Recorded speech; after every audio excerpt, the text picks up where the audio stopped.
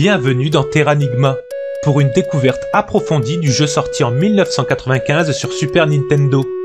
Ce jeu fit de nombreux clins d'œil à notre planète bleue, tant sur les plans géographiques qu'historiques. Le jeu bénéficie aussi de nombreux artworks produits par l'artiste Kamui Fujiwara. Les premières illustrations, en noir et blanc, furent publiées dès la sortie du jeu dans le Gamebook. La publication du Guidebook, quant à lui, fit apparaître quelques illustrations tout en couleur. À partir de 2021, l'artiste publia de nombreux nouveaux artworks, célébrant magnifiquement le 27e anniversaire de la série. Bon visionnage géographique, historique et artistique du jeu.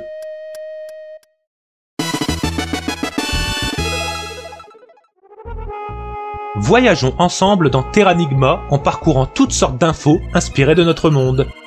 Dès son intro, Terranigma nous invitera d'abord à parcourir le vieux monde, avec une illustration de la grotte de Lascaux. Située en France dans la région de la Dordogne, c'est l'une des plus importantes grottes ornées du Paléolithique. Puis, nous serons invités à partir en mer sur un bateau vers de nombreuses nouvelles terres.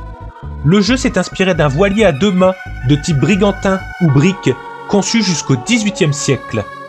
Enfin, nous serons conviés à explorer quelques zones inédites par voie aérienne.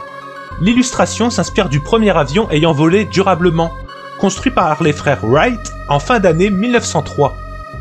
C'est aux côtés d'un jeune garçon turbulent que le voyage commence. Dans le village de Christa, il vit quelques instants paisibles partagés avec son amie Selina. Mais certains rêves qu'il fait régulièrement semblent présager un avenir trouble et inquiétant. Un sort funeste est sur le point de suspendre le temps du monde des abysses. Celui-ci affecte Selina et les autres villageois, incitant notre voyageur à se lancer dans l'aventure pour y mettre un terme. Le trouble est causé par la boîte de Pandore, artefact modifiant le cours du temps et gardé par une petite créature nommée Yomi. Cette dernière lui fera découvrir la capacité de la boîte à accueillir objets et équipements. Pour restaurer l'écoulement du temps, sur demande de l'ancien du village, notre héros quittera son village pour découvrir le monde des abysses. Dans ce monde extérieur, il découvrira 5 étranges tours, clés de réémergence des 5 continents de la surface. L'Eurasie est le premier continent du monde que notre héros fera réémerger. La carte de cette terre est illustrée par 2 représentations symboliques particulières. D'abord un temple grec de l'Europe antique qui symbolise le vieux continent. Ensuite une statue de Bouddha illustrant une part du monde asiatique symbolisant aussi le vieux monde. Le jeu illustre l'Eurasie avec une montagne enneigée. La voici en photo, parcourue par une voie ferrée de plus de 3000 km, permettant de voyager entre Lhasa et Chengdu. C'est ce train des montagnes tibétaines qu'on apercevra plus tard dans le générique de fin du jeu. L'Amérique du Sud est le 2e continent que notre héros fera réémerger. Sur la carte du continent, nous pouvons y trouver le symbole du Tumi. Aujourd'hui souvenir touristique, il est dit que son ornement sur un mur favorise la chance. Le jeu affiche un canyon par temps de pluie avec des éclairs dans le ciel pour illustrer cette région. Il s'agit du canyon de Chicamocha en Colombie, 2e plus grand canyon au monde avec une longueur de 230 km. L'Afrique est le 3e continent que notre héros fera réémerger. Sur la carte du monde, nous pouvons y découvrir le symbole d'une pyramide. C'est probablement celle de Khéops, construite à Gizeh par les Égyptiens de l'Antiquité. Lors de la résurrection, le jeu affiche la photo d'un désert sous la pleine lune afin d'illustrer l'Afrique. Il s'agit du désert de Namibie, connu pour ses nombreuses photographies faisant apparaître la lune même en plein jour. L'Amérique du Nord est le 4e continent que notre héros fera réémerger. Sur la carte du continent, nous pouvons y découvrir le symbole d'un oiseau tonnerre. Il est généralement représenté sur les totems de plusieurs populations amérindiennes d'Amérique du Nord. D'après la légende amérindienne, le clignement d'yeux de l'oiseau représente l'éclair et le battement de ses ailes représente le tonnerre. L'Amérique du Nord est illustrée par un canyon sous une nuit étoilée. Il s'agit du Grand Canyon du Colorado aux États-Unis, dans le nord-ouest de l'Arizona, qui s'étend sur 450 km de long. La restauration du village de Christa permet le retour de Selina, l'occasion pour elle de tisser une cape de protection. Cette cape protégera notre ami et lui permettra de passer le gardien pour visiter la dernière des 5 tours. L'Australie est le 5e continent que notre héros fera réémerger. Sur la carte du continent, nous pouvons y découvrir le dessin d'un monolithe. Le jeu affiche une photo illustrant parfaitement celui-ci pour évoquer l'Australie. Il s'agit du monolithe Uluru, situé dans le parc national d'Uluru-Kata-Tchuta. Cet imposant monolithe culmine à 863 mètres de hauteur et se trouve sur un lieu sacré pour les peuples aborigènes.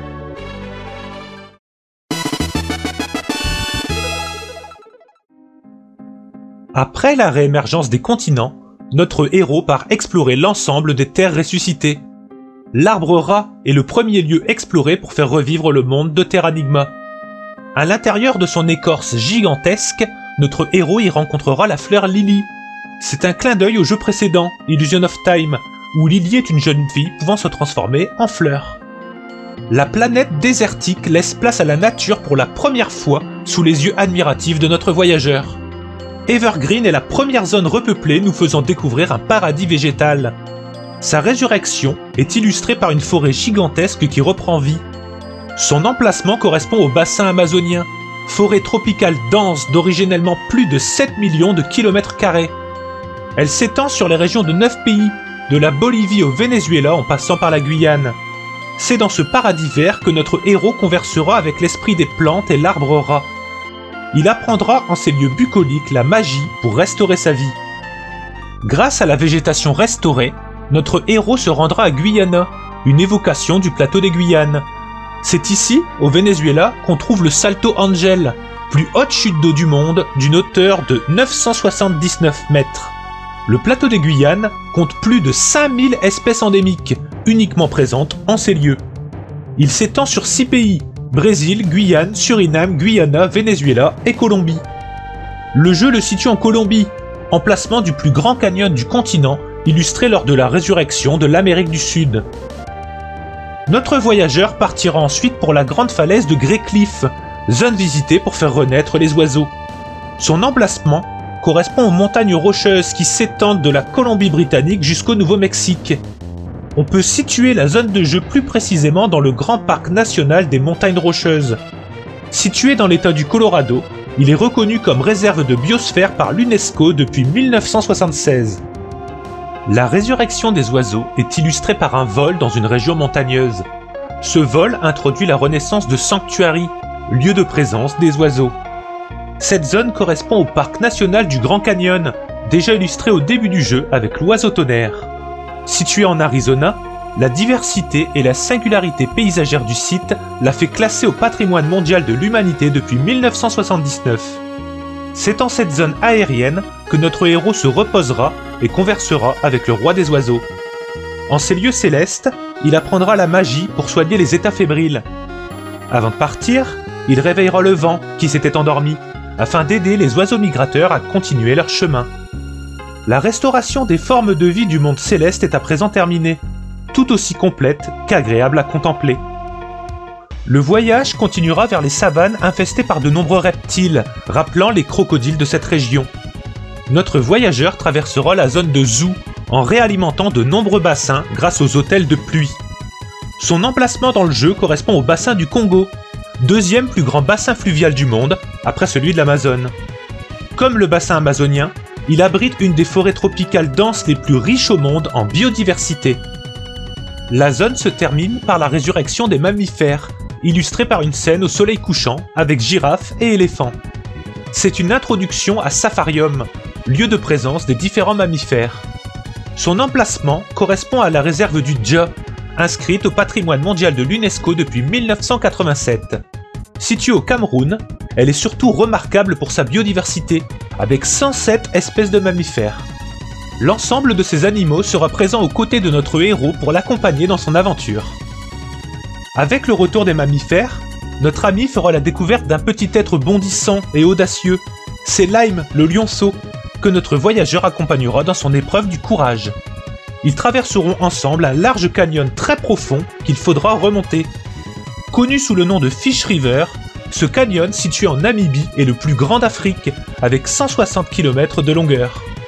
Au sud, la rivière qu'il parcourt porte le même nom et coule sur une partie par intermittence, souvent avec un pic à la fin de l'été.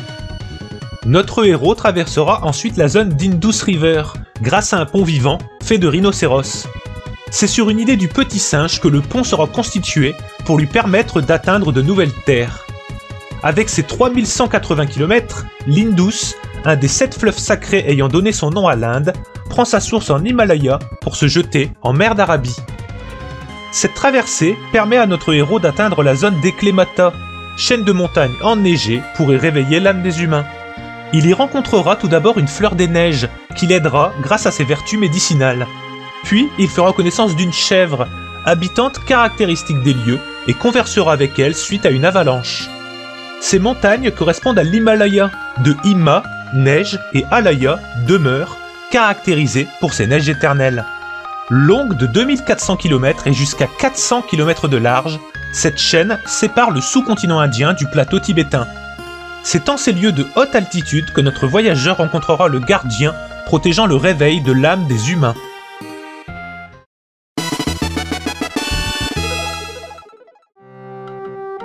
Après un long sommeil, notre héros se réveillera dans un village humain, veillé et soigné par une de ses habitantes nommée Luki.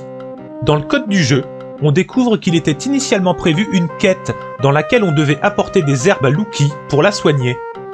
Le réveil des humains permet à notre voyageur de visiter Lhasa, première ville explorée dans le jeu. Celle-ci se trouve à une altitude de 3650 mètres, ce qui en fait l'une des villes les plus hautes du monde en altitude. Capitale du Tibet depuis le 7e siècle, elle se situe au fond d'une vallée entourée de montagnes. C'est en ces lieux que notre héros découvrira qu'il ne peut plus désormais communiquer qu'avec les humains. À Lhasa, il fera connaissance avec le guide spirituel du village, Maître Kavar. Cet homme lui offrira rapidement la magie de téléportation en signe de bienvenue. Juste après avoir reçu ce nouveau médaillon magique, notre voyageur fera la connaissance d'un vieil homme du nom de Meni. Ce dernier explique que Meilin, sa petite fille espiègle, a disparu avant d'être aperçue pour la dernière fois dans la ville fantôme de Louran. Louran, ou Loulan, suivant la transcription Romaji, était un ancien royaume basé autour d'une importante cité-oasis du désert de l'Ob-Nord en Asie. C'est ici que la beauté de Loulan, une momie merveilleusement préservée, fut peinte par le japonais Yamaguchi Terunari. À Louran se trouve Eidin, qui confie à notre voyageur son souhait d'écrire un ouvrage sur la région. C'est un clin d'œil à Sven Hedin, explorateur suédois qui voyagea beaucoup en Asie centrale et cartographia le désert de l'Ob-Nord. Notre héros retrouvera la jeune Meilin, guidée par le flair de son petit chien, Turbo. Turbo est un clin d'œil à la trilogie Blazer, avec le chien gardien du bois vert portant le même nom dans le premier jeu. Contrairement à son chien, Meilin manifestera de l'hostilité envers le héros, avant de devenir plus tard une véritable alliée. Nomads est l'étape suivante du voyage. C'est une zone située à proximité du désert de Gobi dans le jeu. Celle-ci est une vaste région désertique comprise entre le nord de la Chine et le sud de la Mongolie. Les nomades qui y habitent vivent en famille, dorment sous des yourtes et se déplacent à dos de chameaux ou de petits chevaux. Ce peuple de voyageurs détient des connaissances précieuses sur le désert pour bien s'orienter.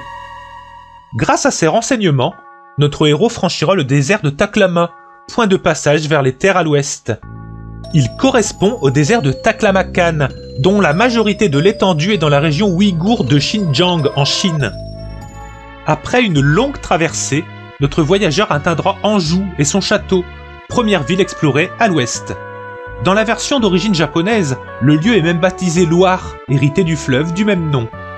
La région de la Loire est justement connue pour ses châteaux, dont l'un des plus connus est Chambord, vestige d'une époque où la cour des rois de France s'y situait.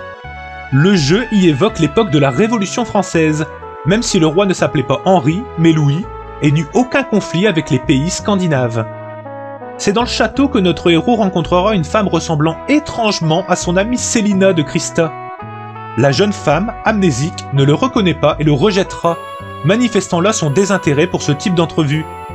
Déterminé à éclaircir ce mystère, notre héros ira jusqu'à endormir tout le château avec une potion somnifère. Il en profitera pour délivrer un prisonnier nommé Van, qui s'en prend aux riches pour redonner aux pauvres.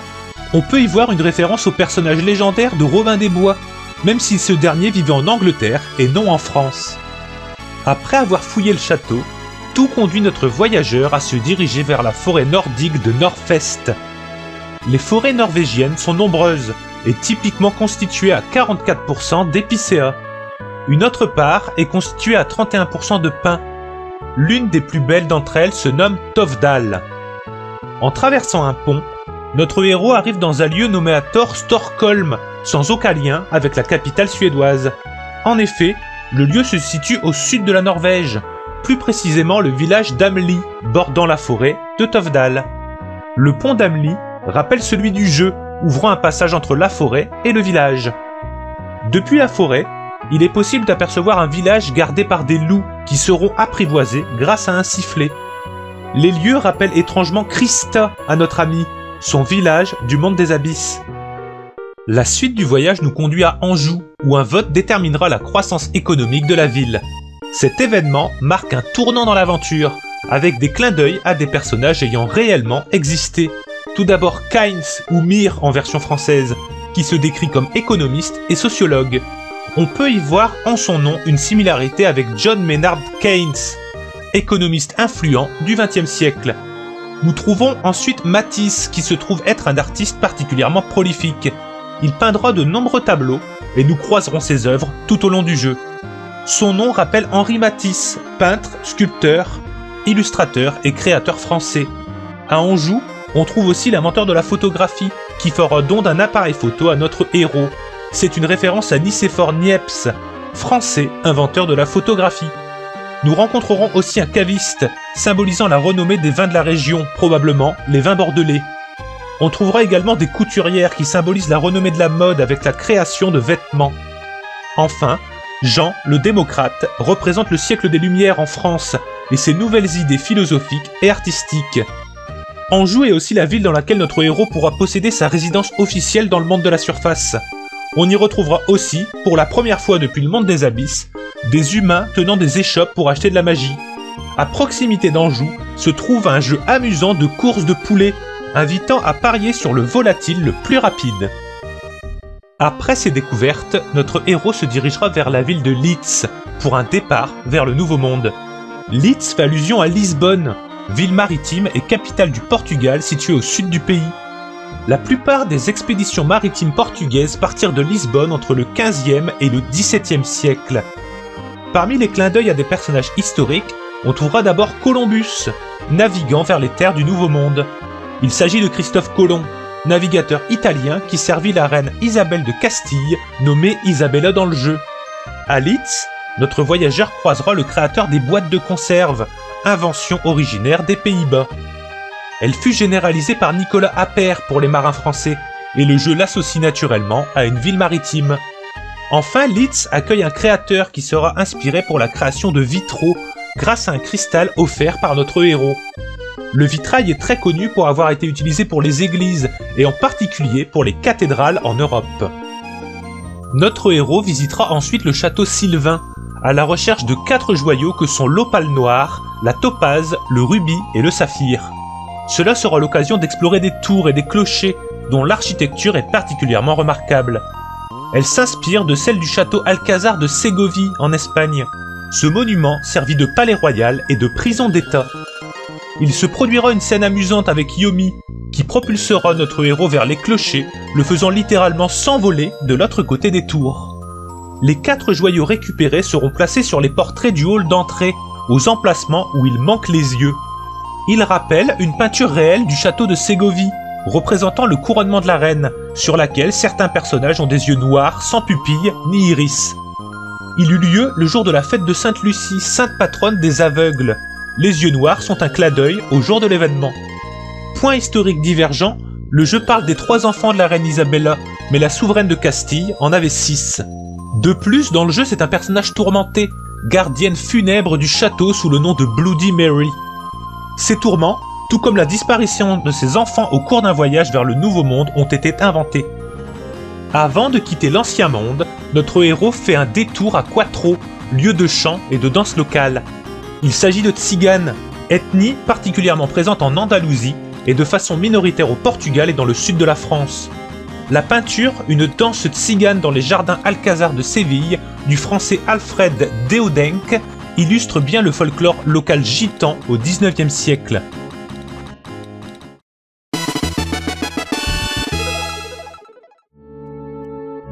Le temps est venu pour notre voyageur d'embarquer pour le nouveau continent en direction de Freedom, première ville d'un nouveau départ. Durant la traversée, notre voyageur protégera la dauphine Célina, d'une attaque de fantômes avant de continuer seul son aventure.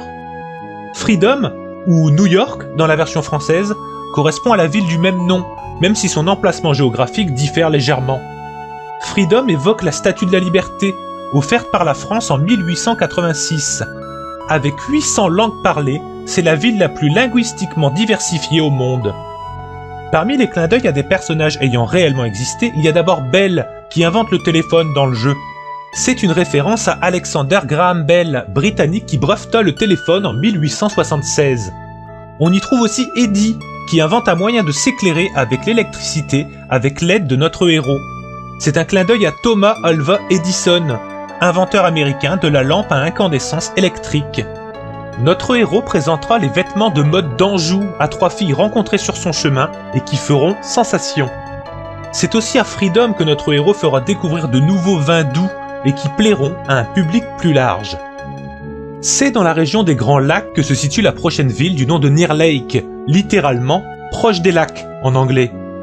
Son emplacement sur la carte du monde correspond à la ville de Chicago aux États-Unis. Chicago se trouve sur l'un des lacs, plus précisément sur la rive sud-ouest du Grand Lac Michigan. En 1871, un feu ravagea entièrement la ville. Cet événement est connu sous le nom de Grand Incendie de Chicago. Fidèle à la réalité historique, Near Lake subira un incendie nécessitant la reconstruction complète de la cité. En cette ville se trouve Will, jeune garçon passionné par les machines volantes. C'est un clin d'œil à Wilbur Wright, pionnier américain du vol motorisé, en compagnie de son frère Orville, dont l'avion est aperçu en intro du jeu. Nous rencontrons aussi Mick, à l'origine des Mick Burgers. Il s'agit là d'une parodie d'un célèbre fast-food. Après ces découvertes, notre héros continuera son voyage vers les forêts hantées au nord-est afin de se procurer du bois. Celui-ci servira à la construction d'un pont pour franchir un fleuve et continuer le voyage vers l'ouest du continent américain.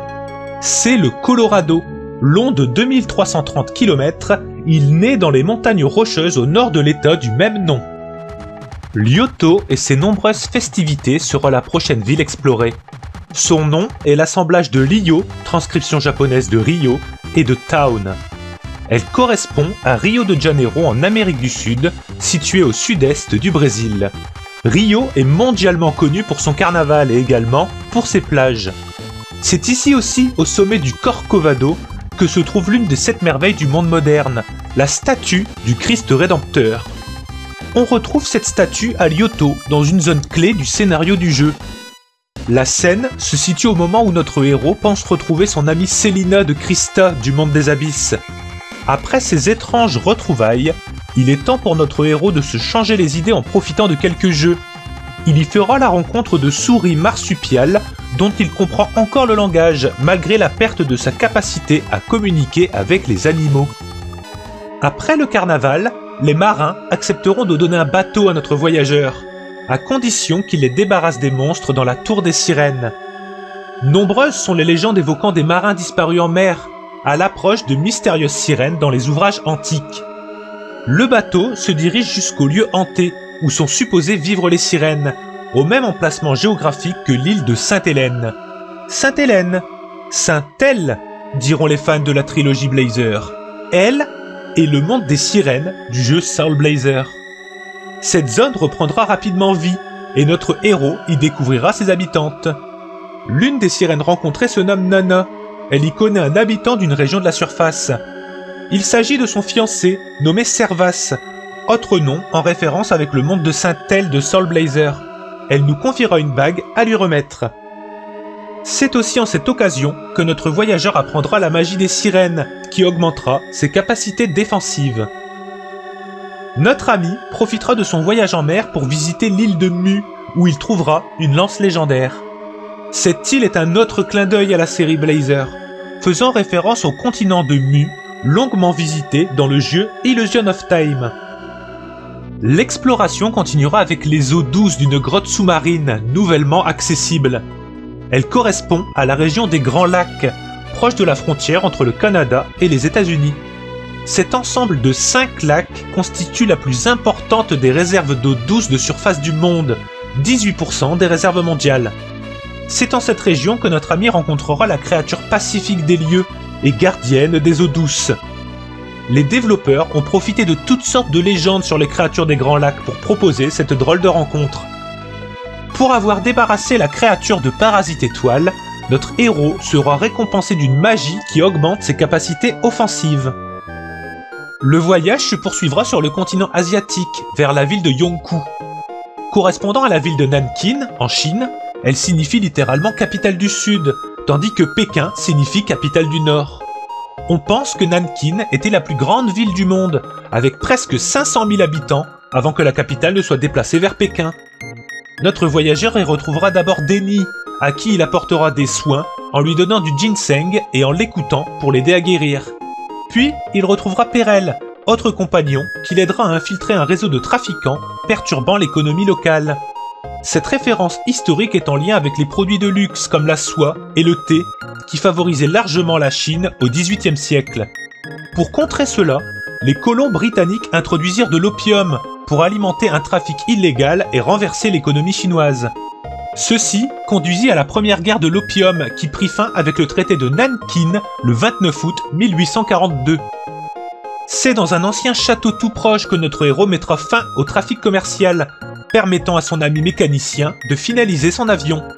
Durant son exploration, notre voyageur pourra s'enfuir avec son amie Selina, grâce à Denny, qui les couvrira en faisant face à Kalou.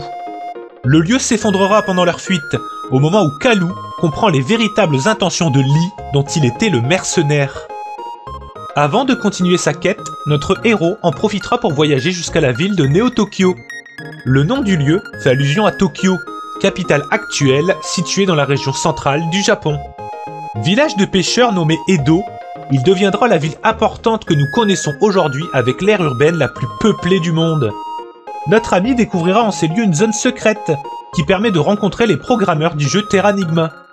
Ce lieu est gardé par un fantôme, représentant la hantise des développeurs pour faire passer le travail avant tout, allant même jusqu'à se priver de rentrer chez eux. Il y sera même possible de gagner un Magirock dans la version japonaise du jeu, en répondant à un quiz sur les jeux quintettes. La ville sera aussi l'occasion de participer à un concours de nourriture pour gagner une des pierres Magirock du jeu. Le voyage en bateau sera l'occasion de goûter toutes sortes de spécialités culinaires des quatre coins du monde. Notre ami reprendra ensuite la mer pour retrouver Will, inventeur précoce d'un prototype d'appareil volant. Grâce aux pièces métalliques obtenues à Yongkou, l'avion sera entièrement conçu afin d'honorer des voyages longue distance. Grâce à ce nouvel appareil volant, toutes les régions du monde seront ouvertes à une exploration aérienne comme terrestre. Le voyage aérien permettra de découvrir une zone secrète, refermant en son cœur un laboratoire bien mystérieux. Notre ami y réveillera à ses dépens un savant, ayant pour dessein d'asservir le monde à l'aide de la technologie. Inspiré des caricatures de l'intégrisme religieux, le grand méchant porte une barbe, tandis qu'une secte fanatique attend son retour. Le scientifique a pour objectif de maintenir la vie de façon artificielle et éternelle, en transformant les humains en zombies. Manquant de se faire tuer par une machine, notre héros sera sauvé par la magie de Maître Cavard, avant de partir en quête des 5 pierres célestes.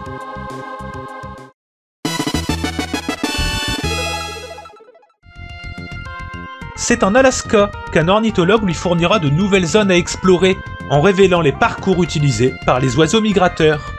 C'est un clin d'œil au biologiste américain Robert Gill Jr., qui, en 1976, se rendit en Alaska pour étudier la migration hivernale des oiseaux. 30 ans plus tard, la technologie confirmera son hypothèse. De nombreuses espèces de migrateurs voyagent sans faire d'escale.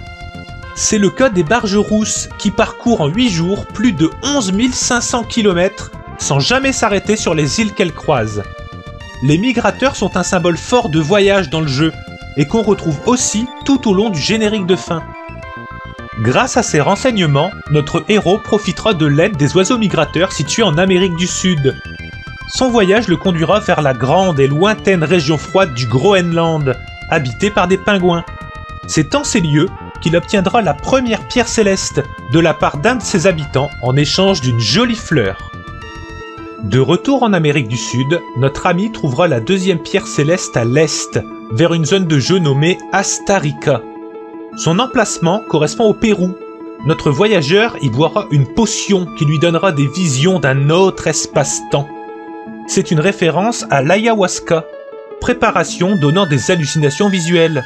Au Pérou, elle est utilisée dans le cadre de la médecine traditionnelle. C'est ici que vécurent les Incas, peuple habitué aux grandes altitudes et en connexion avec la symbolique du Tumi, déjà aperçu au début du jeu. Notre voyageur pénétrera à l'intérieur d'un temple péruvien et aura des visions d'une scène du temps des Incas. Celles-ci conduiront notre héros à découvrir Meilin, petite fille rencontrée à Luran, sous les traits d'une religieuse du nom de Meilia. Perel, le skater rencontré à Freedom, porte ici le nom de Pella et fait partie du même ordre ecclésiastique. Le couple de Kalou et Deni, tous deux rencontrés dans la région d'Anjou, deviennent Kaloua et Denia. Ils seront terrifiés par Célia. En effet, l'amie de notre héros, Célina, devenue Célia, accédera au rang de divinité suite à un rituel durant lequel elle s'opposera à son ordre religieux. Notre voyageur sera invité à boire une coupe censée élever l'humain au rang de divinité, épreuve ultime que Célia devra traverser. Après ces visions oniriques, il se réveille dans l'ancien temple et y découvre la deuxième pierre céleste. À cause du savant qui lance son programme Asmodeus, consistant à utiliser une arme biologique, Neo Tokyo sera irradié par un virus.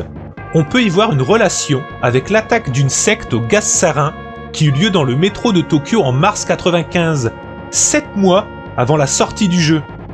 Faisant une dizaine de victimes et des milliers de blessés, cette attaque avait pour cible 9 millions d'utilisateurs aux heures de pointe. Notre héros ira dans les égouts de la ville et fera la rencontre d'une jeune fille pourchassée par un lion.